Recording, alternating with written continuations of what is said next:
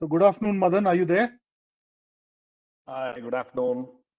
Yeah. Sorry, we ate into your time, but we had some technical glitches in the beginning, No right? problems at all. I think that was a fascinating discussion. Yeah, and I mean, I think we didn't have enough time really to we just could Uh, skim the surface. sure, no problems at all. We're good to start. So are we good to start this, Madan? We're good to start. Let me just check Hi, if all of our participants are there. hi, Madan. Hi, Mr. MS sir. Hi, Sudhakar. Hi, Hi, hi, hi, Sudhakar. hi, hi, all the panel. Unique commerce hello of that time Hi. because I also work through unique commerce only. Hi. Okay, maybe we need the others to just get on mute. Wonderful. So are we good to start, MSR? Okay, so let me just kick it off, Madan. So I think Yeah. what we are doing today is we had this hugely interesting conversation with 8 entrepreneurs drawn from the length and breadth of this large country on Saturday, right? And they all spoke very, very tellingly about the challenges they had about getting, funding both for working capital as well as growth, as well as for innovation and all of that, right? So what we're going to do in this session is basically, and I think all the entrepreneurs have taken time off from their busy schedules to listen to the various sessions over the last 3 days, right? So what we wanted to do was to use this session is almost like holding a mirror to see whether, almost holding a mirror, building a report card, right? To see whether all these conversations which they heard, do they think this will manifest, meaningful change in their lives, right? And to lead this conversation, I have Madan. Madan is a man of many parts, serial entrepreneur, has done a lot of wonderful work on both the profit side and the not-for-profit side, and also among his other talents, he does a wonderful imitation of a very well-known Kannada movie star, right? So which, if we have the time, maybe he can do that separately for entrepreneurs, right? So Madan, over to you, and I look forward to hearing from you on from you and from the entrepreneurs on how do you think the sessions we've had, how will it change their lives? Thank you, MSR, and thanks for the kind introduction. And delighted to be back. My fellow panelists, welcome back. It's been quite an intense 4 days. And as we had discussed, we began with hearing your voices. We want to kind of end this MSME week by your reflections. And we have the next hour or so to kind of get perspectives from each one of you. Thank you for joining us now. Before we begin, I just wanted to share a few slides. One of the things we also did as a team was right through the panel discussions the last 3 days, we had actually posted a bunch of poll questions for participants to answer. I just want to share with you what responses we've got in each of the sessions, what are the questions that we've asked, and what is it looking like? Maybe I'll just share a few slides on that, and then we will get to this discussion just to frame this discussion better. If you can just go to the next slide. So one of the things that we asked in the credit conversation was 2 questions. Do you think lockdown we were able to meet your financing needs via formal credit providers? We interestingly got a 50-50 yes/no answer. And to the question, what is the biggest challenge for financial institutions to lend to small businesses? All of you said it's low data for background checks, right? So how do you create a much more robust or alternative scoring mechanisms for credit worthiness came up really on top in the polls that we. If you can just go to the next slide, please.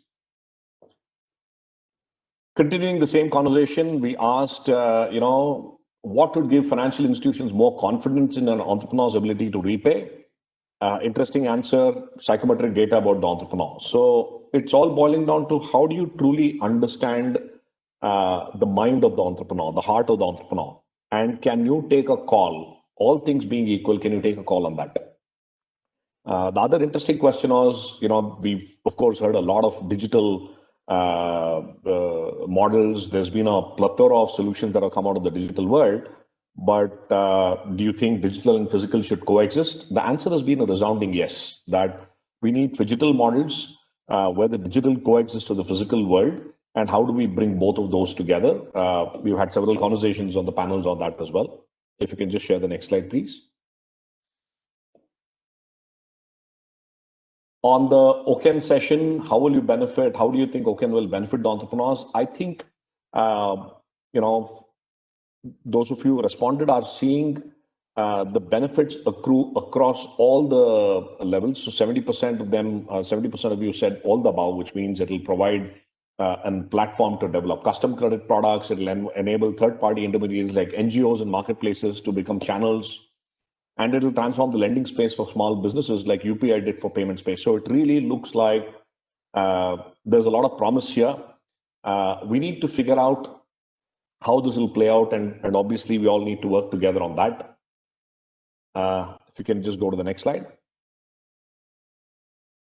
At this, we asked a question from a financial service provider. What do you think are the structural constraints to be addressed to make MSME lending lucrative? And clearly, low risk appetite of financial institutions. How do you increase the risk taking ability and back it up with capital to factor for that risk?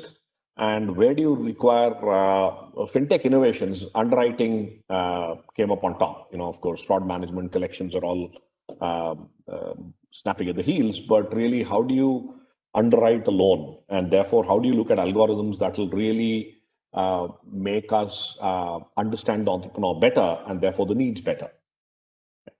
I was also looking, if you just can do the next slide. I was also chatting up with my colleagues on the GAIN team, saying what are the voices that we heard that were interesting. I got a bunch of voices. I've just picked up 4 or 5 examples. If you can just go to the next slide. Yeah, these are some voices broadly. These are conversation snippets that I picked up. One, that there's no dearth of schemes, but it's all about channelizing this on the ground. How do you make sure that it reaches the right entrepreneur at the right time, at the right place? And therefore, it's about creating robust distribution channels for these. That we clearly heard ecosystem come up many times, saying that there are different roles to be played by different organizations. Everybody needs to work together. And the lender's mindset has to change from collateral-based to data.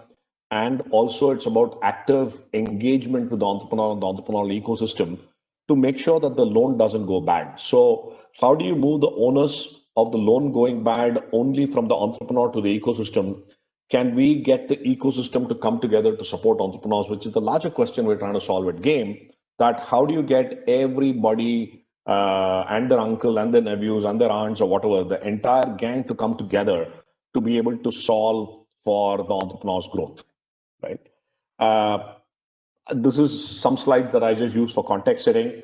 We hope that the MSME Finance Week is the first step that we've taken to get the conversation going. It's definitely not the last step, as was evident during the last panel discussion on women entrepreneurship. There are lots of chat comments on, hey, we can work together this way, we can do this together, so on and so forth. Finally, it's all about we coming together to make the life of the entrepreneur easy. So that they can go out, grow and create more jobs. I couldn't resist from making a wish, saying maybe in a few years from now, we can just go to the next slide. If this is the dialogue, the famous dialogue between Amitabh Bachchan and Shashi Kapoor, can the entrepreneur say, mere paas credit line hai, right? When questioned by what do you have, I have all this. Can this be the response of the entrepreneur, knowing fully well that the entire banking, the credit, and the entire entrepreneur ecosystem is working for him or her? How do we get there? And what are the actions that we need to take from all the conversations that we've had is what this panel will discuss now. That's the end of my slides. If you can just take it off, come back to the